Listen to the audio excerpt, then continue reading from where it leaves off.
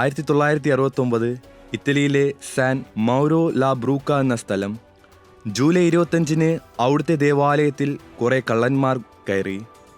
അവർ സക്രാരി തുറന്ന് കുസ്തോതിയിലുണ്ടായിരുന്ന തിരുവോസ്തികൾ വഴിയിലേക്ക് വലിച്ചെറിഞ്ഞു.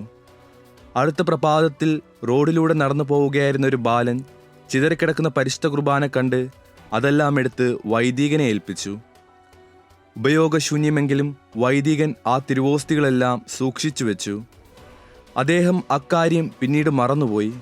പക്ഷേ വർഷങ്ങൾക്ക് ശേഷം തിരുവോസ്തി അടച്ചു വെച്ചിരുന്ന പെട്ടി തുറന്നപ്പോൾ അത് യാതൊരു കേടുമില്ലാതെ കാണപ്പെട്ടു. അത് എല്ലാവരെയും അത്ഭുതപ്പെടുത്തി. 1994 വല്ലോദെല്ല ലുക്കാനിയിലെ ബിഷപ്പ് ആയിരുന്ന മോൺസിഞ്ഞർ ബിയാജിയോ ദ അഗസ്റ്റീനോ ഈ തിരുവോസ്തികൾ പരസ്യ ആരാധനയ്ക്കായി പ്രതിഷ്ഠിച്ചു. ആധുനിക മനുഷ്യനെ ദിവ്യകാരുണ്യത്തിൻ്റെ മഹത്വം ദർശിക്കാൻ അനുവദിക്കുന്ന പരിശുദ്ധ പരമ ദിവ്യകാരുണ്യമേ, നിന്റെ ദിവ്യകാരുണ്യത്തിൻ്റെ മഹത്വം ദർശിക്കാൻ എല്ലാ മനുഷ്യരെയും അനുഗ്രഹിക്കണമേ. പരിശുദ്ധ പരമ ദിവ്യകാരുണ്യത്തിന് എന്നേരവും ആരാധനയും സ്തുതിയും പുകഴ്ചയും ഉണ്ടായിരിക്കട്ടെ. വിശുദ്ധ കുർബാനയുമായി ബന്ധപ്പെട്ട വീഡിയോകൾ നിങ്ങൾക്ക് ലഭിക്കാൻ ഈ ചാനൽ സബ്സ്ക്രൈബ് ചെയ്യുക.